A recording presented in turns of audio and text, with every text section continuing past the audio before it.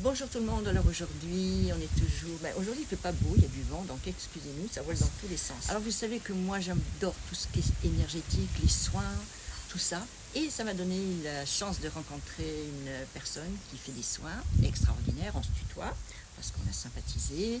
J'ai essayé son soin, c'est génial, c'est comme une libération émotionnelle, mais dans la mer. Alors, Johanna, parle-nous un petit peu de toi. Qui es-tu? Qu'est-ce que tu es venu faire ici? Je vous rappelle, nous sommes à Maurice. Qu'est-ce que tu es venu faire à Maurice?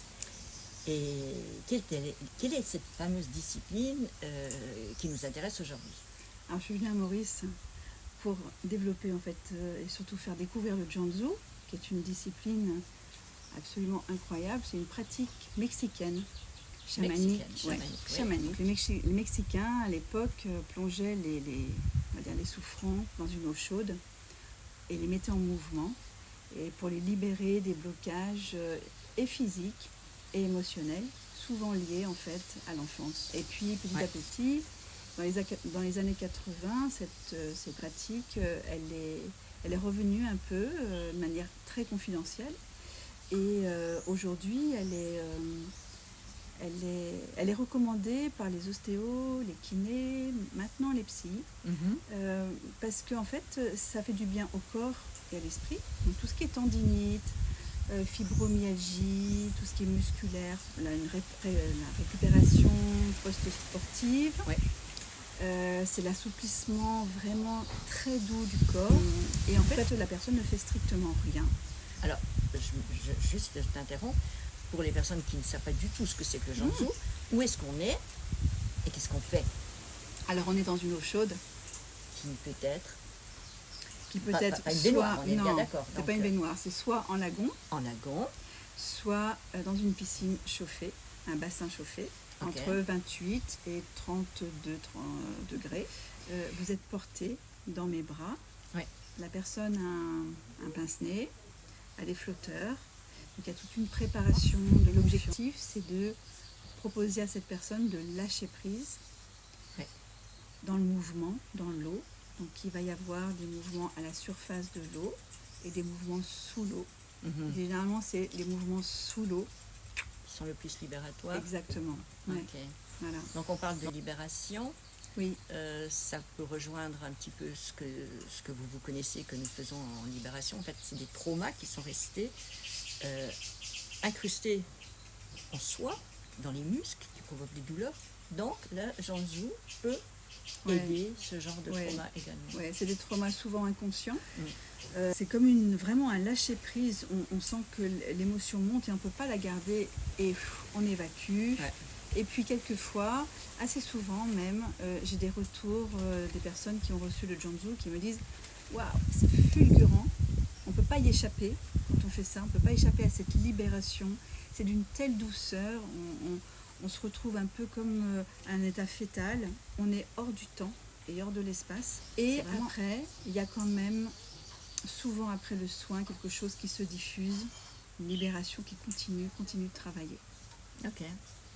En fait, oui, comme ce que tu fais revivre, c'est en fait aussi cette expérience intra-utérine dans le ventre de la mère. En fait, la mère ME accent grave RE, et là, en l'occurrence, la mère MER. Oui, et en fait, tu sais, tu le sais, mais en fait, l'eau a des pouvoirs extraordinaires. L'eau est quantique, elle retient l'information, elle la transporte. Quand on sait qu'on a évolué pendant 9 mois dans ce liquide, dans cette eau, on a reçu les mémoires des émotions de notre mère, donc ça s'inscrit, on est encore à 70% nous d'eau.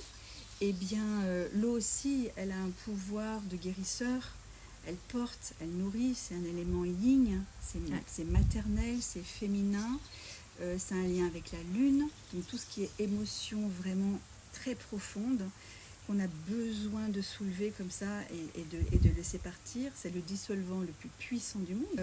C'est pas pour rien qu'on a des balnéos, des thalassos, etc. Exactement. Et ces sources de la vie, on vient tous de là, en tout cas des océans. Et qu'est-ce que ça veut dire, Jianzhou? Ça veut dire petite rivière pacifique. Rivière pacifique, d'accord. Voilà, ouais. En chinois toujours. En chinois, et pourtant c'est mexicain. D'accord. On est très...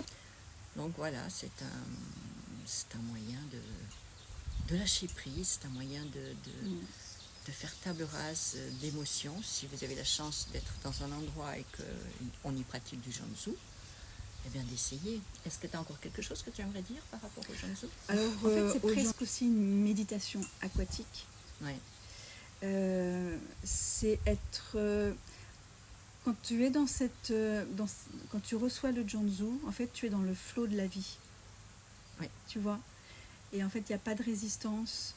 Et tu lâches justement pour être dans le flot. Et c'est toute une philosophie de vie aussi. Ça peut être très transformateur à ce niveau-là. Et puis si tes internautes veulent en savoir plus, ils peuvent aller aussi sur... Oui, je mettrai les liens concernant les vidéos, vous pourrez le voir. Il y aura plein de liens que vous pouvez retrouver. Juste une dernière question. À qui ça ne concerne pas? Qui est... C'est une très bonne question, oui. Alors il y a quand même des contre-indications tout de même. En tout cas, ça peut... Alors on va revenir sur les contre-indications, mais en tout cas, ça s'ouvre ça s'ouvre à tout le monde en fait, et à tous ceux qui veulent lâcher prise, d'avoir un moment vraiment à soi, une parenthèse à soi, pour se libérer, pour expérimenter aussi, parce qu'on est quand même là, ici, pour expérimenter. Et les contre-indications, il y a des relatives et des absolues. C'est l'épilepsie, par exemple, les gros problèmes cardiaques, une tension très élevée qui n'est pas du tout stable et pas du tout traitée.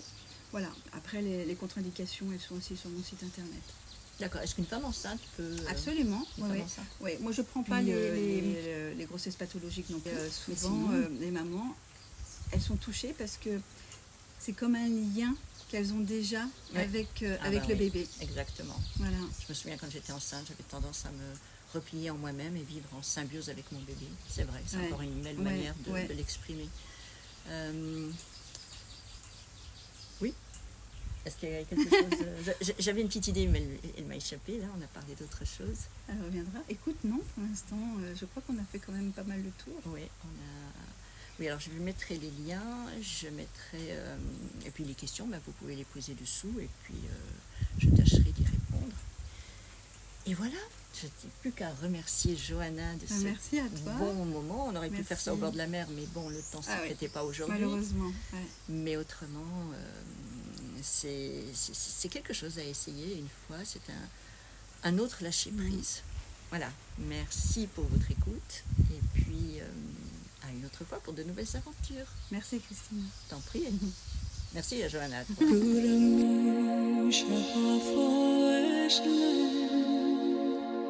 Moch